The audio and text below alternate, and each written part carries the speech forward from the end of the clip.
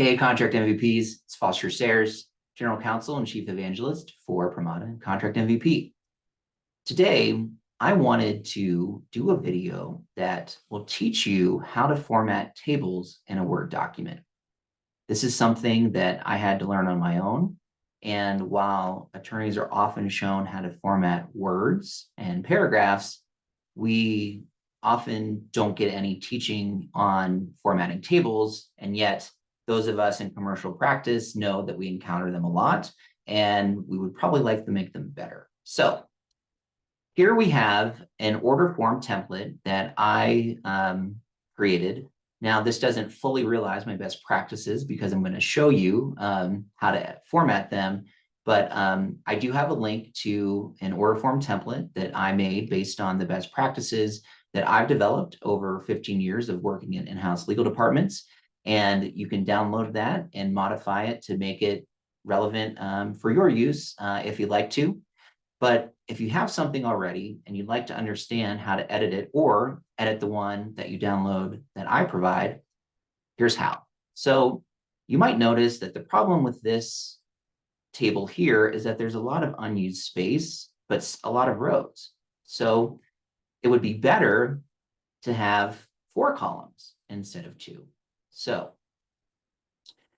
when you want to do an addition of columns and you have the first row as 1 column because it looks nicer that way, the best thing to do is to first split that cell at the top or that row so that it has the columns that you have below. To do that, you right click on that cell and it'll bring up this menu. On this menu, you want to come down to where it says split cells. When you click on split cells, it's going to bring up this split cell wizard that's going to ask you how to split the cell. How many rows should it be split into? How many columns? So we want 1 row, but we want 2 columns. So that's set up and we're going to click OK. And now we have 2 cells. Now you'll notice these cells don't line up with the below. That's easy to fix. Just click on the line in the middle. It should give you this double line with the 2 arrows icon, meaning you're able to then drag it and make it line up with the columns below. Now that you've done that, you're going to, from this top column, once your cursor looks like the black down arrow, click it to select it, and then you're going to see this menu appear. From this menu, you're going to click Insert Columns to the right. Now, if this menu doesn't appear, you can also have it appear by right-clicking, and it'll also appear. And then you can insert your columns to the right. Now, you can go through that process again, clicking, or you can use a shortcut, which is Control-Y, and it will repeat and add a column. So now you've got 4 columns, which is just what you wanted, at least on these lines. So what we're going to do is we're going to select these cells and we're going to move them so that they're there. Now with these extra rows, we need to get rid of those. And so we're going to right click and click on delete cells. And it's going to prompt to ask us what we should do when we delete. And you want to come down to where it says delete entire row, click the radio button and click OK. Now you can see we've got much better use of space on our order document. Now, you'll notice this doesn't look as nice anymore, but we can fix that by highlighting all of the columns in the row and then right-clicking on this cell, and then in this menu, going to Merge Cells. And now it looks nice and neat. Now below, you'll see that we have the product solution information table, and it's got a lot going on relative to columns and splits. And if you attended my recent webinar through In-House Connect on my best practices for SaaS order forms and statements of work, you may have been in the chat and following the heated debate on whether to use SKUs on your order documents. I recommend avoiding them because they take up space and don't mean anything to the customer usually. However, as people noted in the chat, sometimes when you have similar products, it's really crucial to both your business to operationalize the deal and to the customer to understand what assets they're entitled to have the SKU on the document.